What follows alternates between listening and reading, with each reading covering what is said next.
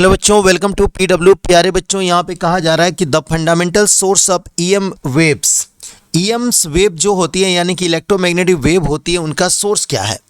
तो मैं आपको बता देना चाहता हूँ, यहाँ पे कोई भी अगर चार्ज पार्टिकल है और ये चार्ज पार्टिकल एक्सेलरेट कर रहा है, यानी कि जो इसकी रफ्तार है, इसकी जो वेलोसिटी है, कांस्टेंट नहीं है, बदल रही है, तो ये अपने चारों तरफ इलेक्ट्रिक फील्ड क्रिएट करेगा, साथ ही साथ मैग्नेटिक फील्ड क्रिएट करेगा एंड मेरे प्यारे बच्चों यहाँ पे एक वेव क्रिएट करेगा जिसको हम बोलते हैं इलेक्ट्रोमैग्नेटिक वेव बोलते हैं। क्या बोलते हैं? इलेक्ट्रोमैग्नेटिक वेव बोलते हैं। समझ रहे हैं मेरी बात को? हम यहाँ पे एक बात और बोल सकते हैं कि ये जो चार्ज पार्टिकल, जैसे कि LC ऑक्सीलेशन नाम सुना होगा आपने, इस तरीके से C लगा होता है और यहाँ पे इस तरीके से L लगा होता है। अगर आप देखेंगे तो ऐसे, तो अगर आप देखेंगे तो ये हमारे पास L होगा, ये हमारे पास C होगा।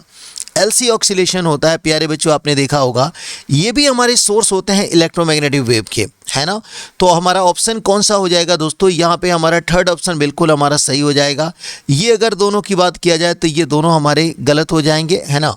और प्यारे बच्चों, इलेक्ट्रोमैग्नेटिक वेव जो होती है ना, क्या होती है कि जब इलेक्ट्रिक फील्ड और मैग्नेटिक फील्ड दोनों एक दूसरे के परपेंडिकुलर होते हैं और वो दोनों टाइम के रिस्पेक्ट में चेंज हो रहे होते हैं, जैसे ये इलेक्ट्रिक फील्ड है और यहाँ मैग्नेटिक फील्ड, दोनों का नाम एक साथ लिया जाए और दोनों के दोनों कुछ इस तरीके से मूव कर रहे हैं, जैसा कि आप देख रहे होंगे ऐसे ऐसे, तो इसके जस्ट परपेंडिकुलर एक वेव प्रोपोगेट होती है। उसी वेव को हम बोलते हैं EMW कहते हैं। क्या कहते हैं?